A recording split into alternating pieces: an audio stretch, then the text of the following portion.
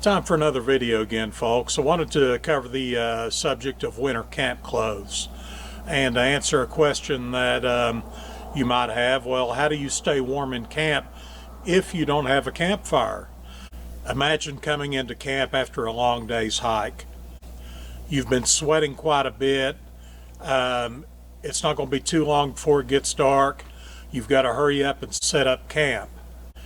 Once the sun sets, the temperature will drop rapidly.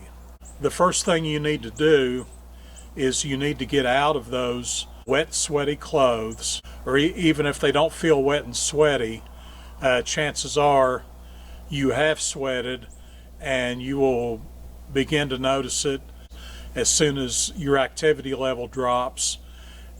You will start to get colder. Whenever I took my trip to Babcock State Park last year, I had a little bit of trouble in camp. After it got dark, I started to get cold, and I took a Nemo 20-degree sleeping bag with me, and the temperatures were only forecast to be in the upper 40s or 50s, so I thought I would be fine. Actually, I got a little bit cold, and I really didn't understand why it was until I went back and thought about what I did and how I could improve my experience for the next trip. What I discovered was that I went to bed with the same clothes that I had worn that day. I reasoned that I hadn't gotten that sweaty, if I'd sweated at all, and that I would be fine, and just the opposite was true. So after doing some research, I discovered that I needed to change the way I did things.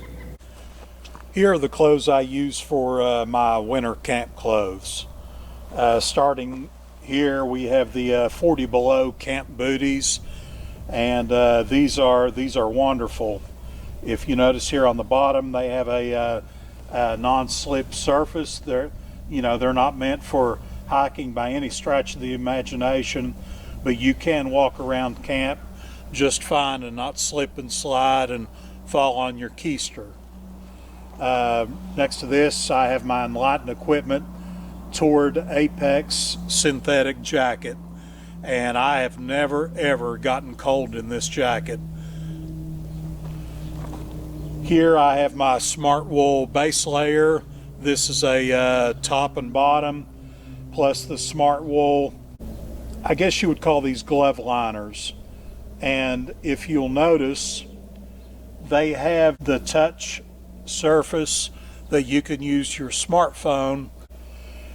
Now I have a set of heavy wool socks. These are water resistant, and these also have a warming layer on the inside.